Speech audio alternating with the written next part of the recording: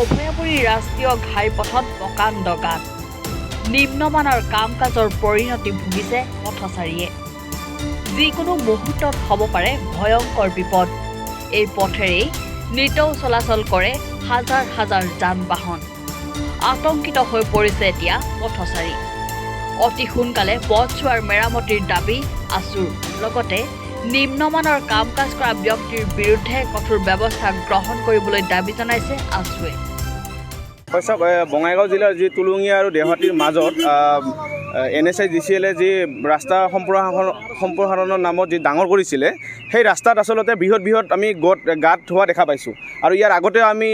তেনেকৈ বিভিন্ন স্থানত হৈ আছে আৰু আজি ইয়াতে যিটো গাঁত হৈছে ইয়াৰ প্ৰকাণ্ড বুলি গাঁত বুলি আমি ক'লে মানে সেই নহ'ব আৰু গতিকে আমি জিলা প্ৰশাসনক আমি অনুৰোধ জনাব বিচাৰিছোঁ তেওঁলোকে ইমান বিয়াগম বিভাগ এটা এই ধৰণৰ যে কাম কৰিছে আমি আচলতে তেওঁলোকক ধিক্কাৰ জনাইছোঁ আৰু আমি জিলা প্ৰশাসনক জিলা আয়ুক্ত মহোদয়ক অনুৰোধ জনাইছোঁ এই ৰাস্তাটোৰ যাতে আৰু ৰিচাৰ্ভে কৰিব লাগে য'ত গাঁত আছে কিহৰ কাৰণে গাঁতবিলাক হ'বলৈ পাইছে সেই তাৰে এক তদন্ত ঘোষণা কৰিব লাগে আৰু অনতিপলমে আমি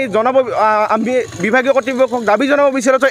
এনেকুৱা ধৰণৰ গাঁত যাতে আৰু পুনৰাবৃত্তি নহয় তেওঁলোকে ভালদৰে কামবিলাক কৰক আৰু নহ'লে তেওঁলোকক আমি বিহিত ব্যৱস্থা ল'বলৈ আমিও ছাত্ৰ সন্থা সাজু আছোঁ আৰু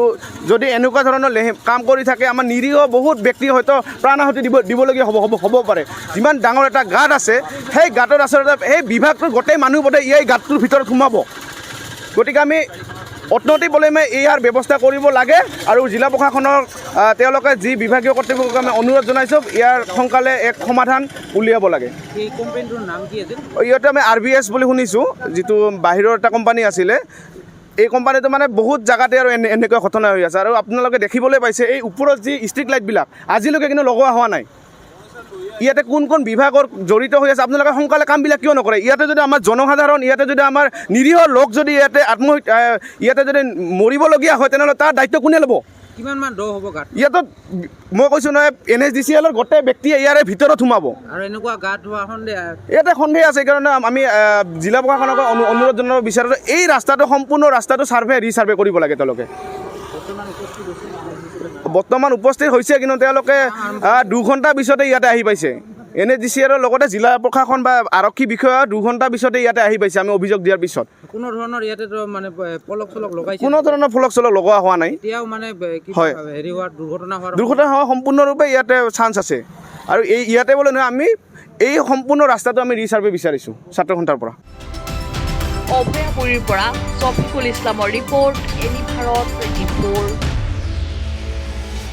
নমস্কাৰ মোৰ নাম নিৰুপম শইকীয়া এনি ভাৰত 24 এটা নতুন অনুষ্ঠান লৈ আহি আছে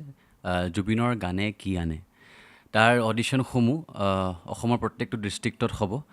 আৰু এটা ৰিয়েলিটি শ্ব' হয় আপোনালোকে